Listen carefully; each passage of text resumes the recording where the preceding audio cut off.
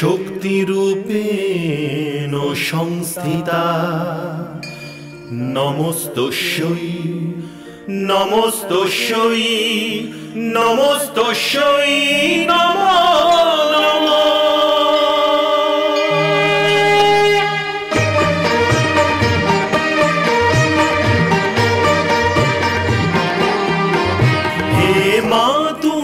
ভবতারিণী লক্ষ যজ্ঞ বিনাশিনী, হে মা তুমি ভবতারিণী, হে লক্ষ যজ্ঞ বিনাশিনী, হে সর্বমন্ত্রময়ী মা তুমি সর্বদানব ঘাতিনী, হে সর্বমন্ত্রময়ী মা তুমি সর্বদানব ঘাতিনী, হে তারিণী হে তারিণী নারায়ণী নারায়ণী শক্তি তুমি শূলধারিণী শূলধারিণী।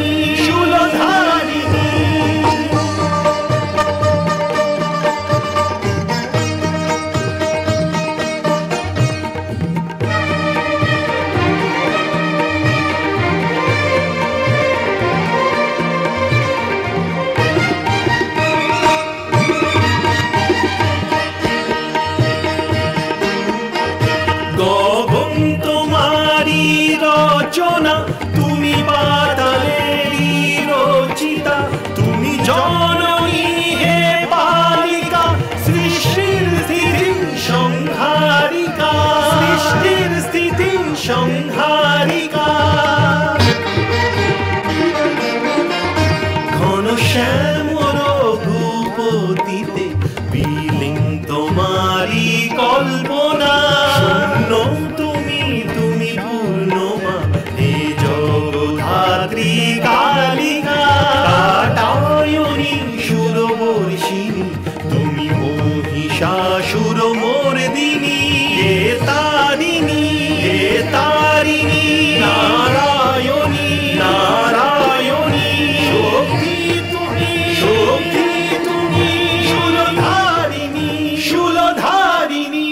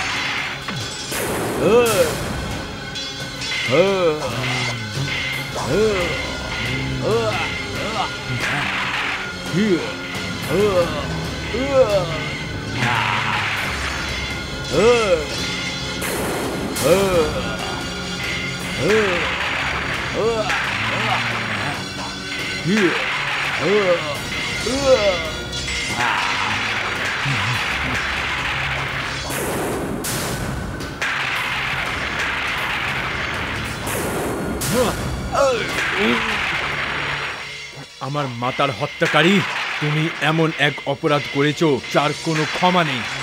তুমি সাক্ষাৎ মা ভবানীকে নিজের কন্যা রূপে পেয়েছিলে, আর নিজের মিথ্যে অহংকারে আবেশে তুমি তা হারিয়ে ফেলেছো। যতক্ষণ কাল তোমার সাথে ছিল, এখন তো কালও তোমার রক্ষা করতে পারবে না। কারণ তোমাকে বধ করার আদেশ স্বয়ং মহাকাল আমায় দিয়েছেন।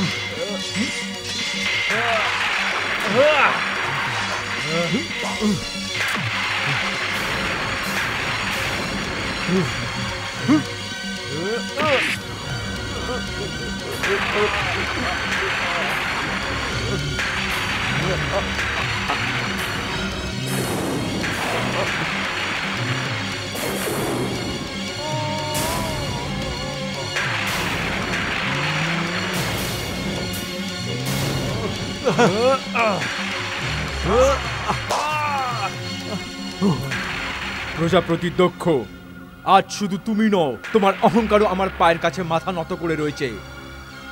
নিয়ম অনুযায়ী তোমার বধ করা উচিত নয়, কিন্তু তুমি এত নীচ যে তোমার বধ করা পাপ নয়, পুণ্য।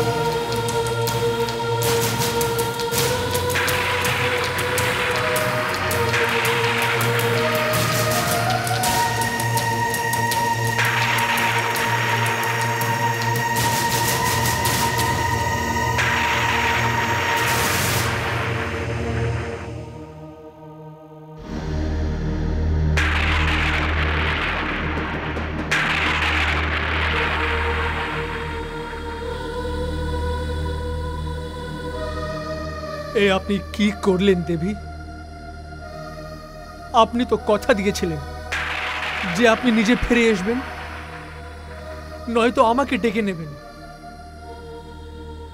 আপনি কৈলাস ছেড়ে দিয়েছেন, আপনি আমার হৃদয় ছেড়ে দিলেন, কিন্তু সংসার ছেড়ে যাওয়ার কথা তো আমাদের মধ্যে হয়নি দেবী।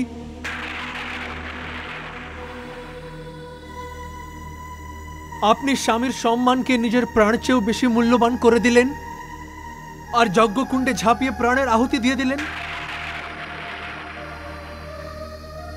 আমার জন্য আপনার যা করার ছিল আপনি করে দিয়েছেন, কিন্তু এবার আমি কি করব? এবার আমার হাতে কি বা রয়ে গেছে দেবী? মহাদেবী, এইবার এখন থেকে যতক্ষণ এই শিব থাকবে, এইভাবেই আপনি তার বাহু বন্ধনে থাকবেন।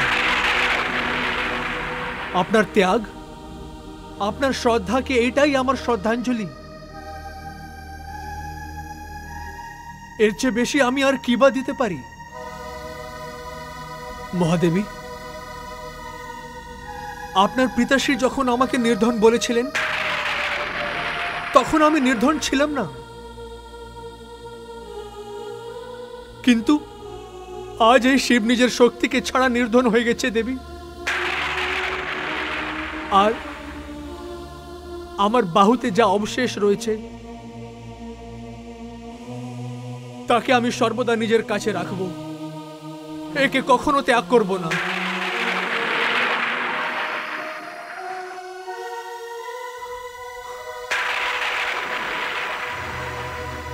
চলুন দেবী, আমি এই পরিবেশ থেকে আপনাকে দূরে নিয়ে যাই। চলুন আমার সাথে।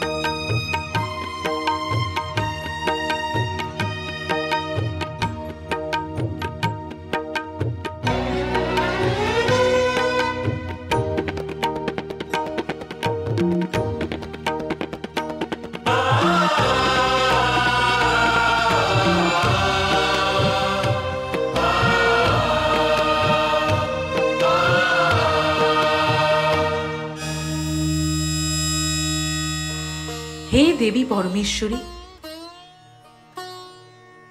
আপনি সত্যি বলেছিলেন জগদম্বে। এই রহস্য এখন আমি বুঝতে পেরেছি।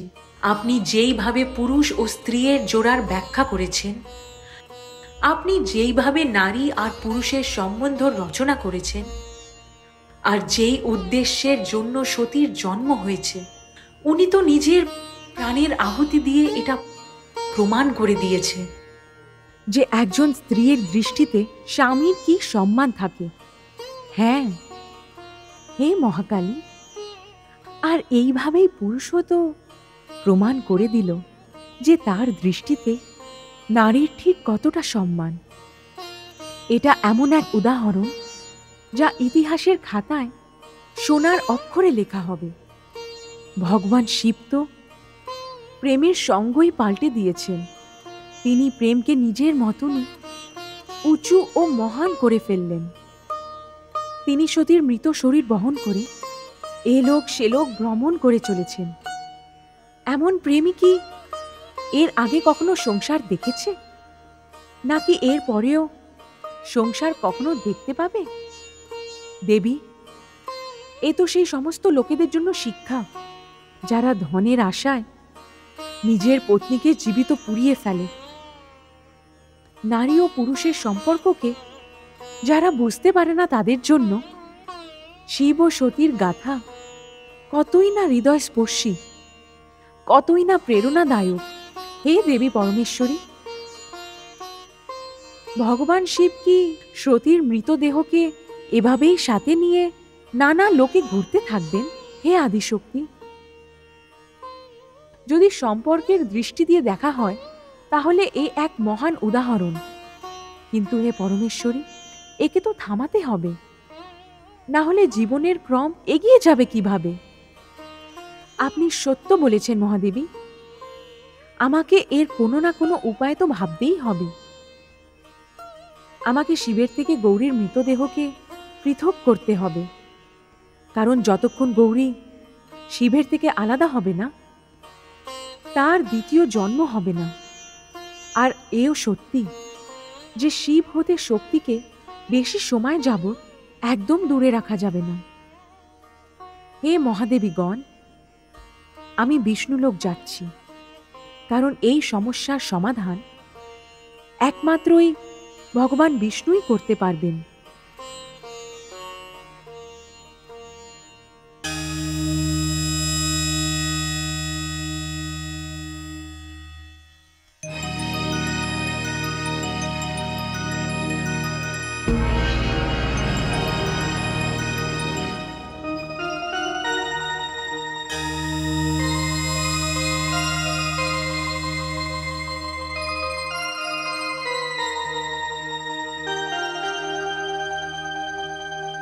আসুন পরমেশ্বরী, বিষ্ণুলোকে আপনার স্বাগত।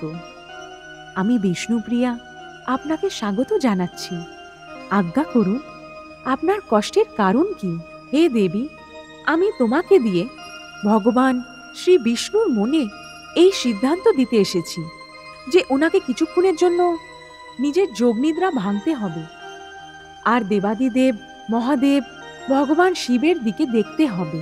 হে আদিশক্তি পরমেশ্বরী, সতীর এইভাবে অন্ত ও দেবাদিদেব মহাদেবের এই অবস্থা দেখে আমিও রোমাঞ্চিত হচ্ছি। হে দেবী, আমিও এ কথাই বলতে চাই যে আপনি পদ্মনাভকে জাগান আর ওনাকে বলুন যে উনি ভগবান শিবের থেকে গৌরীর মৃতদেহকে পৃথক করার উপায় বার করুন, যেমন আপনার ইচ্ছা আদিশক্তি পরমেশ্বরী।